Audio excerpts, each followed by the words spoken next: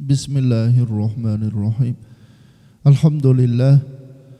Alhamdulillahilladzi hadana li hadza wa ma kunna linahtadiya laula an hadanallah. Wassalatu wassalamu ala rasulih Muhammadin wa ala alihi wa ashabihi ajma'in. Amma ba'd. Assalomu alaykum. Bu xonadonga taklifotga ko'ra ijobat qilib kelgan mehmonlar. Mana bugunlik bir muborak kunda bu xonadonda shodiyonaki farzand ko'rganliklarini shukronasiga va Allohning buyrug'i, Rasulullohning sunnatlari, ulug'larimizni odatlaridan bo'lgan valimatun nikoh farzandlarini nikohlashlik uchun mana yoshi ulug', qadrdon, qo'ni qo'shni, mo'ysafitlarni jamlab shu 2 yoshda haqida duo bo'lib qolsa degan maqsadda va bu go'dayda haqida duo bo'lish maqsadida mana jamlashib turibmiz. Alloh subhanahu va taolo bu valimaga sabab bo'layotgan 2 yoshga uzoq umr, baxti, saodat bir nikoh bilan serfarzand holatda hayot kechirishlikni Alloh nasib aylasin. Biz suhbatni boshladik. Suhbatimizni mavzusi ad-dunya mata'un, mata khayrul mata'id dunya an-nisa. Dunyo o'zi bir mato. Dunyo matolarining ichidagi eng yaxshi mato bu ayol, ya'ni soliha ayol deyiladi. Alloh subhanahu va taolo insonlarni yaratib, insonlarni o'zini jinsidan juft qilib mana ayolni yaratdi-da, juftladi. Nima uchun desa, xotirjam qilishlik uchun debdilar. Agar bir insonda moli dunyosi nihoyat darajada ko'p bo'lsa-yu, xotini bo'lmasa xotirjam bo'lmaydi. Uy joyi, qasrlar, muzeyga o'xshab qubbalar, go'zal sharoit bo'lsa-yu, xotini bo'lmasa yana xotirjamlik bo'lmaydi. Mashinasi eng qimmat, eng mashhur, eng oxirgi rusumli mashina bo'lsa-yu, xotini bo'lmasa xotirjam bo'lmaydi. Farzandlar, o'g'illar, qizlar, kelinlar, nevaralar bo'lsa-yu, xotin bo'lmasa ham xotirjamlik bo'lmaydi. Chunki Alloh taolo erkaklarning xotirjamligini ayolda deb, Alloh taolo juftlashlikda ayolda deb nima qildi? Bir odamni puli unaqa ko'p bo'lmasa ham, o'rtacha yo oz bo'lsa ham, xotini bo'lsa xotirjam bo'ladi. Uyi unaqa qasr, muzey bo'lmasa ham, bir uyi bo'ladigan bo'lsa, xotini bo'lsa xotirjam bo'ladi. Mashinasi agar bo'lmasa ham, hatto velosipedi bo'lmasa ham, xotini bo'lsa xotirjam bo'ladi. Mana bunga nima o'zimizning hayotimizdan dalil. Otalarimiz uyga kelishganda birinchi kimni so'raydi desa, onamizni so'raydi. Buyis qani? Shu savolga agar uydalar, manalar deb javob berilsa, ota xotirjam bo'ladi. Agar shu savolga buyis qanilar degan savolga javob bo'lmasa, ilhaqchilikni ko'ring. Achchiqlikni ko'ring. Ro'para kelib qolsa, eng shirin bo'lgan farzandi ham ayalmaydi, hali gap bilan gapirma. Ana xotirjamlik bu ayolda ekan. Bu moli dunyo ham, uy joy ham, bu farzand ham, hatto mana nabiralar ham ayoli bo'lsa keyin shirin ko'rinadi. Agar ayoli bo'lmasa-chi desa, nabirani ham u shirinligi erkak dadani oldida, opoqini oldida o'tiradi. Endi mana ayol o'zi kim? Ayol bu Alloh subhanahu va taolo Qur'onda 114 ta sura bo'ladigan bo'lsa, shu suralarning ichidagi eng katta suralardan bittasining nomini Niso ayollar dedi. Birorta bir oyat, sura yo'qki, katta yo kichkina erkaklar degan sura yo'q. Oyatlar bor. Astag'izu billah. Ar-rijalu qawwamun 'alan nisa. Erkaklar ayollarning ustilarida qoyimdirlar degan oyatlar bor-u, lekin birorta bir erkaklar degan sura yo'q. Ayol kim desa, ayol bu qizimiz, ayol bu opamiz yo sinimiz, ayol bu xotinimiz, ayol bu onamiz. Dar haqiqat hammalari nima desa, do'zaxdan erkaklar uchun pardadurlar debdilar. Qiz bola mana qizimiz, dar haqiqat ayol. Payg'ambarimiz sollallohu alayhi va sallam marhamat qildilar. Kimni 3 ta qizi bo'lsa, chiroyli ism qo'ysa, soliha qilib tarbiya qilsa va mol dunyosini sarflab saloh yigitga nikohlab beradigan bo'lsa jannati bo'ladi. Bir sahoba yo Rasululloh ikkita qizi bo'lsa-chi dedilar, ikkita qizi bo'lsa ham dedilar. Bir sahoba yo Rasululloh bittachi degani uyatdim deganlarda bitta bo'lsa ham degan ekan. Qiz bola rahmat, o'g'il bola ne'mat deyiladi. Qaysi bir xonadonda birinchi dunyoga kelishligi ayolni qiz bo'ladigan bo'lsa, o'sha ayolni saodatli, barakotli, xayrlik ekanligidan nishoni. Qaysi bir xonadonda qiz dunyoga keladigan bo'lsa, o'sha xonadonni tepasiga Alloh taolo baraka farishtasini qo'yar ekanda, shu xonadonga barakani tushirib turdi maqlar. Qiz bolani mana Alloh subhanahu va taolo o'zini kalomi qadimisida bandalariga farzand berishlikda ham birinchi mana qiz boladan boshlayapti. Oyat bor, astag'izu billah, yahabu liman yasha'u inasa. Alloh taolo xohlagan bandasiga faqat qiz beradi.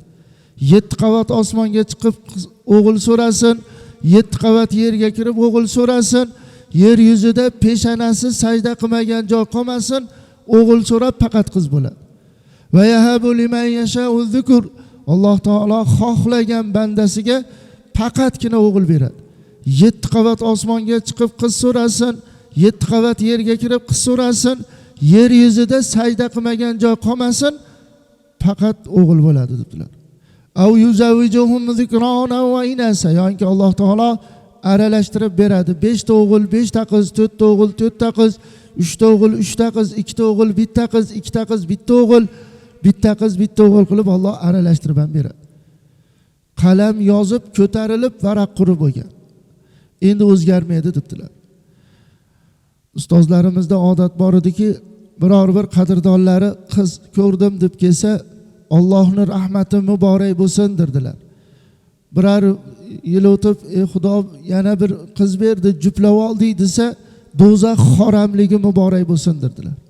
Bir uchinchisini ham bir Xudo berdi, uchinchisi ham qiz bo'lib qoldi, domla duo qiling desa, ustozimiz o'rinlardan turardilarda, bir yig'laganga o'xshab bag'irlariga bosib, Abul Banot, qizlarning otasi degan maqom muborak bo'lsin derdilar. Bir so'ragan edik, ustoz, birinchi qiz ko'rdim deganga rahmat muborak bo'lsin deysiz, ikkinchisiga do'zax xoramligi muborak bo'lsin deysiz, uchinchisiga o'rningizdan turib bir yig'laganga o'xshab bag'ringizga bosib Abul Banot, qizlarning otasi degan maqom muborak bo'lsin deysiz desak, birinchisi mana rahmat deymiz. Allohning rahmati, qaysi bir bandaga Allohning rahmati tushsa do'zax o'ti harom, ikkinchisi do'zax o'tiligi harom, uchinchisi bu Rasulullohning maqomlari. Shu maqomda Alloh taolo suygan bandasiga beradi.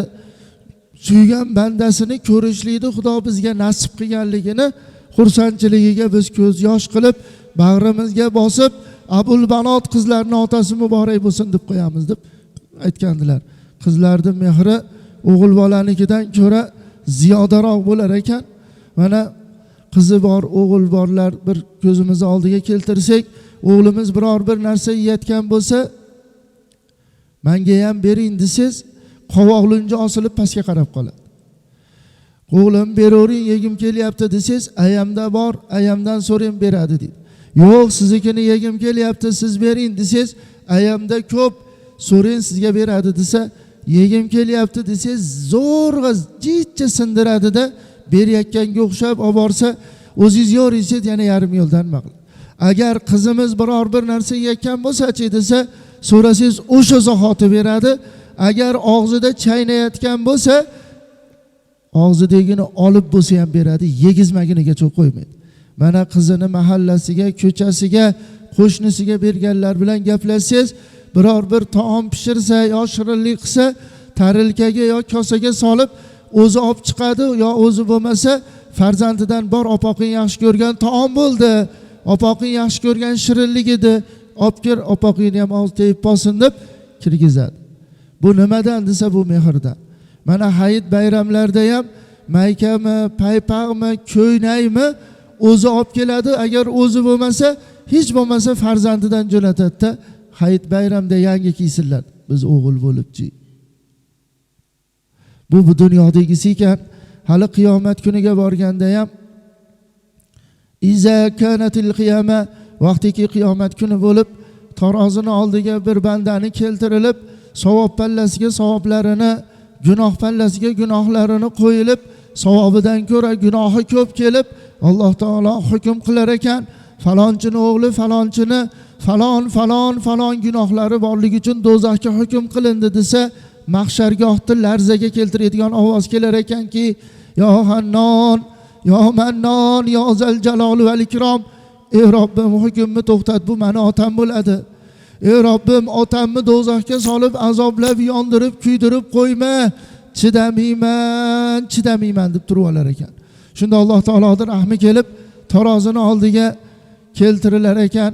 U doddiyatgan ayolni ham tarozini oldiga keltirilib, nima istaysan desa, ey Robbim, bu meni otam bo'ladi. Men dunyoga kelganimda qiz ko'rdim deb xafa bo'lmagan. Ey Robbim, bu meni otam bo'ladi. Men dunyoga kelganimda qiz tug'ding deb xafa qilmagan onamni. Ey Robbim, bu meni otam bo'ladi. Men dunyoga kelganimda o'g'il ko'rgandek xursand bo'lgan, menga chiroyli ism qo'ygan, soliha qilib tarbiya qilgan va meni mol dunyosini sarflab bir yigitga nikohlab bergan va meni barcha qilgan yaxshi amallarimda shu otam sababli, otamni jannatga kirishlikka qancha savob kerak bo'lsa men beraman deb turib olar ekan. Shunda Alloh subhanahu va taoloning rahmi kelib, qizni savobidan olib otani savobiga qo'shilar ekan.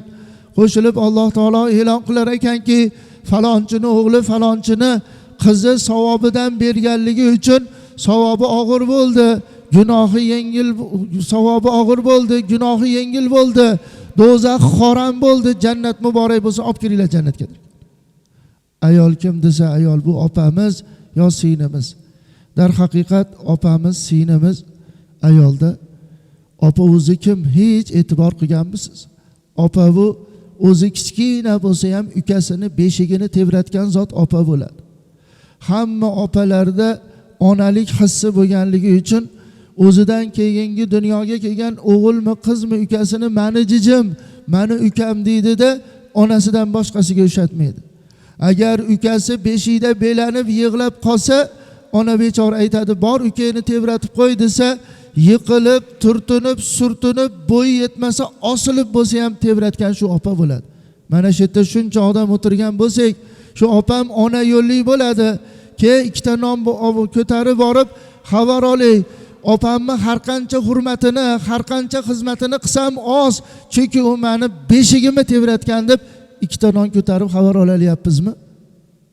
Xo'p, o'sha ikkita nonni pulga berar, hech bo'lmasa quruq borib, opa siz ona yo'llisiz, har qancha hurmatingizni, har qancha xizmatingizni qilsam oz, chunki siz meni beshigimni tebratgansiz deyapmizmi? O'zi bekorchi biz u, bo'sh vaqtimiz yo'q. Nechiga kirgan bo'lsak, biror marotaba o'ylab qo'yganmizmi? Shu opam bo'ladi, har qancha hurmatini, har qancha xizmatini qilsam oz, chunki u meni beshigimni tebratgan deb. Opa kim desa, opa bu qo'shninikida to'y yo bir marosim bo'ladigan bo'lsa, ukachasini qo'lidan yetalab o'ynatgani olib kirib, o'zi osh yemasa ham ukasiga osh yegizgan shu opa bo'ladi. Opa kim desa, bo'yi tengi bo'lsa ham ukasini yelkasida ko'targan ham opa bo'ladi. Opa kim desa, ukasi yig'layotganda ukasiga qo'shilib yig'lagan ham opa bo'ladi. Opa kim desa, qo'ni qo'shni yo mehmon ukangni mashinaga almashasanmi, pulga almashasanmi desa, yo'q almashmayman deb yig'lagan ham opa bo'ladi. Qizg'anayotganini ko'rib, opasi ukasi tarafga qarab yurganda almashmayman, bermayman deb ukasini bag'riga bosib, ukasi bilan birga yerga yiqilgan ham opa bo'ladi.